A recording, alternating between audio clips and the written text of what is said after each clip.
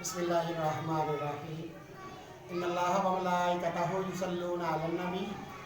یا ایھا الذین آمنوا صلوا علیہ وسلموا تسلیما اللہم صلی علی محمد وعلی آل محمد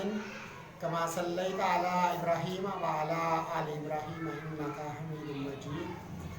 اللہم بارک علی محمد وعلی آل محمد کما بارکت علی ابراہیم وعلی آل ابراہیم انکا حمید مجید۔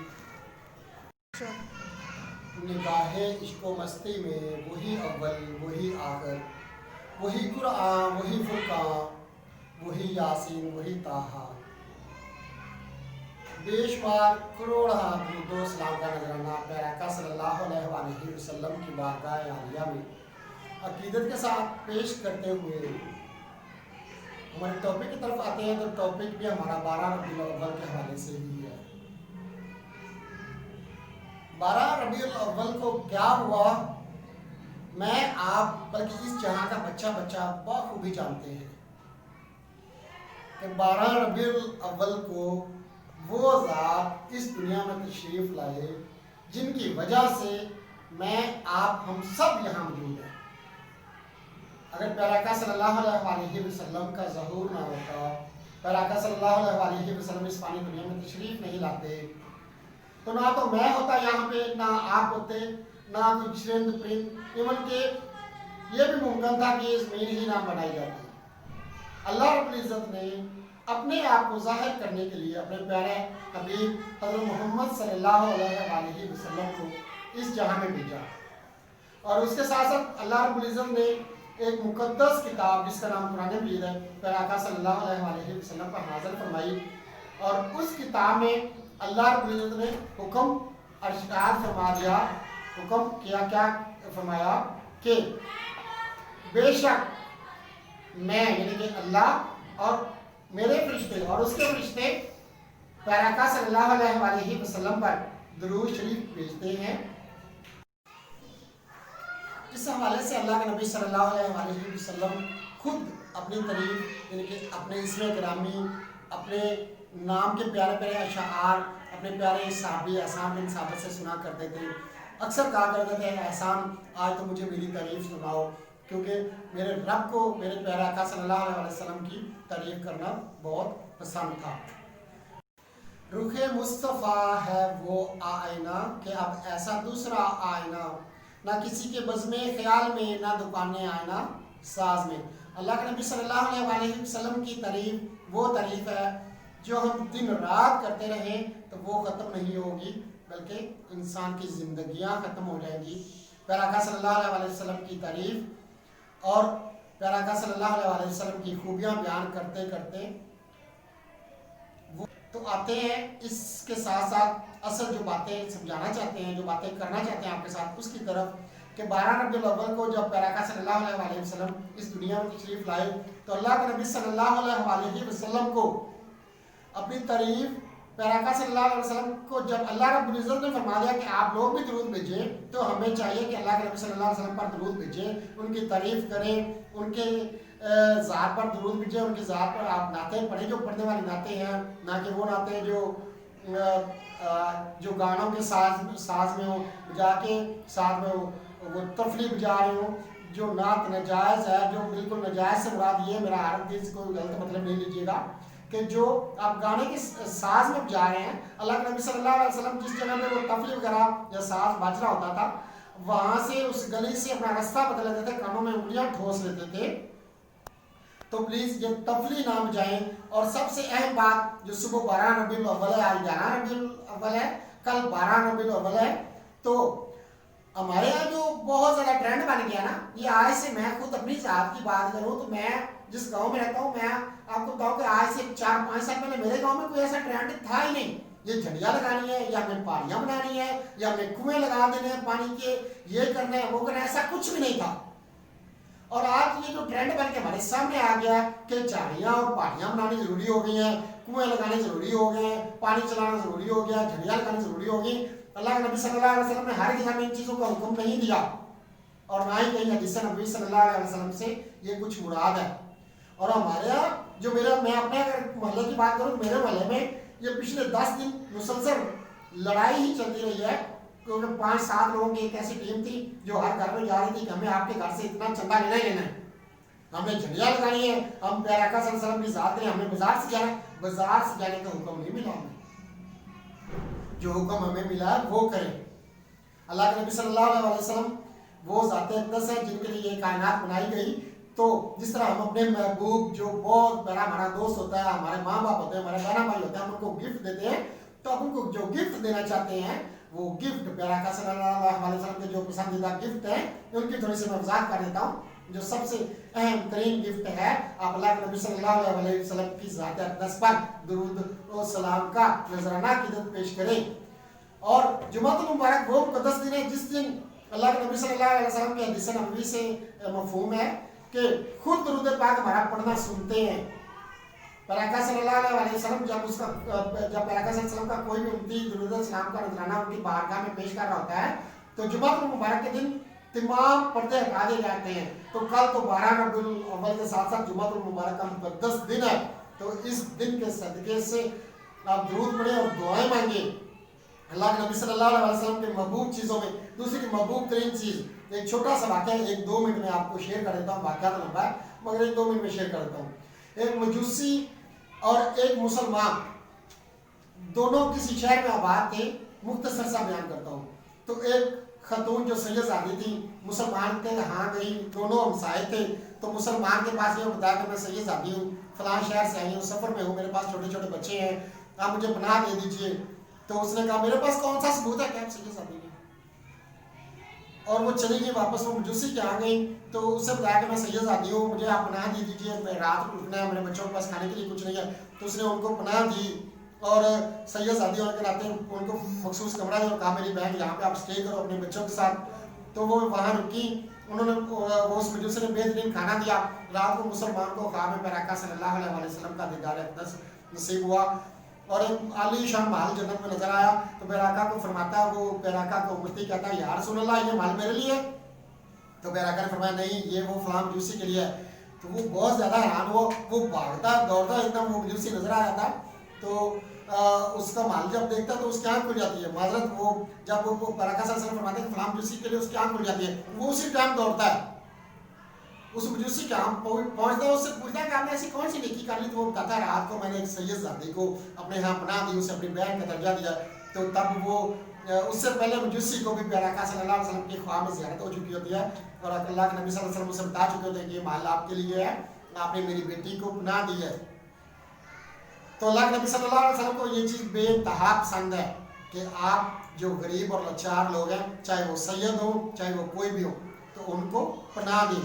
نہ کہ ہم تو ایسے مسلمان ہیں کہ ہم تو غریبوں کو پناہ دینے کے بجائے ہم غریبوں کے گھروں سے جا کے ان کے منہ سے رزق چھین رہے ہیں۔ یہ کون سے آپ ولادت کی خوشیاں منا رہے ہیں، پیارے آقا صلی اللہ علیہ وسلم کے ظہور کی خوشیاں منا رہے ہیں، پیارے آقا صلی اللہ علیہ وسلم کی آمد ہے تو ہم لوگ خوشیاں منا رہے ہیں، یہ کون سا خوشیاں منانے کا طریقہ ہے؟ ابھی رات ہی کا چھوٹا سا واقعہ میں آپ کو شیئر کر دیتا ہوں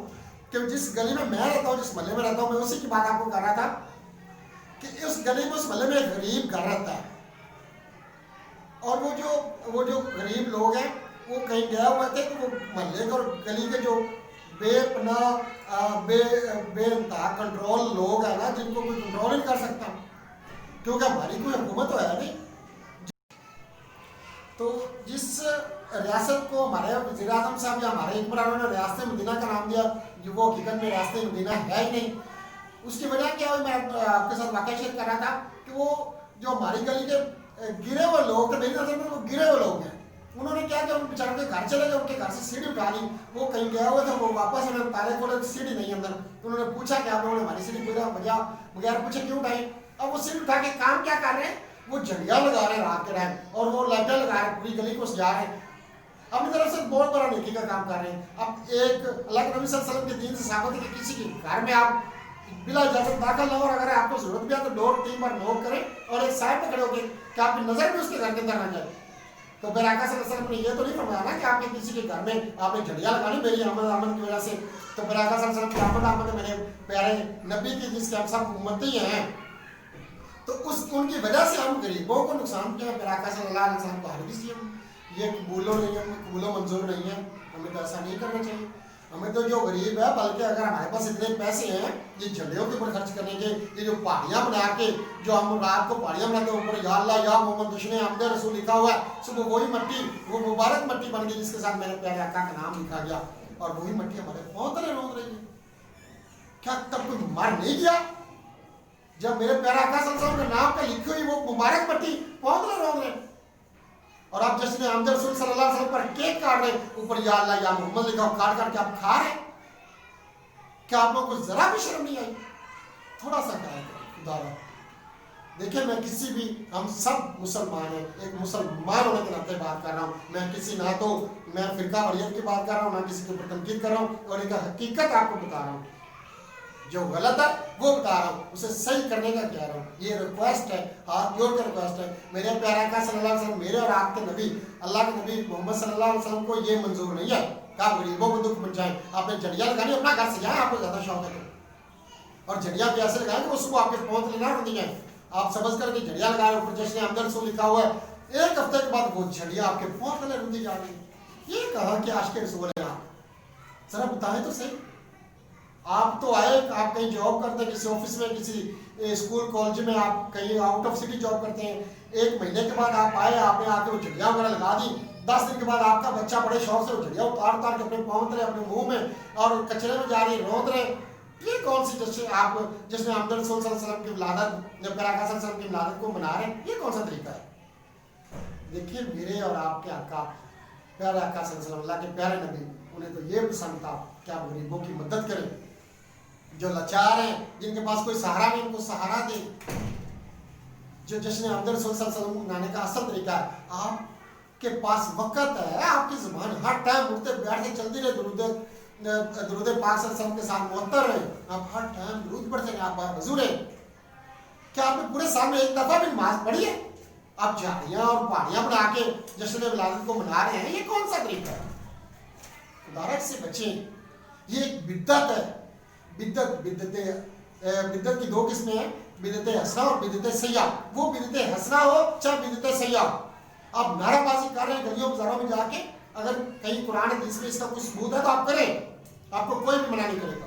اگر کوئی ثبوت نہیں ہے تو آپ جو ثبوت ہے قرآن مجید پڑھیں، نماز پڑھیں اور سنت رسول صلی اللہ علیہ وسلم کو زندہ کریں، جو اثر کرنے والا کام ہے، اور غریبوں کے ہمدرد بنیں، اور جو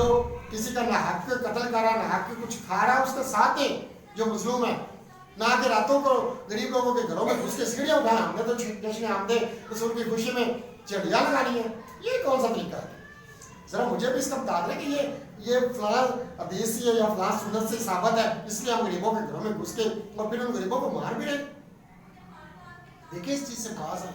اور میں رات والا واقعہ شیئر کروں، اللہ کے نبی صلی اللہ علیہ وسلم کی وہ حدیث ہے، پیارے آقا صلی اللہ علیہ وسلم کی حدیث کا مفہوم ہے کہ کہیں ظلم ہو رہا تو آپ اسے ہاتھ سے روکیں، آپ اتنی ہمت یا طاقت نہیں تو زبان سے روکیں،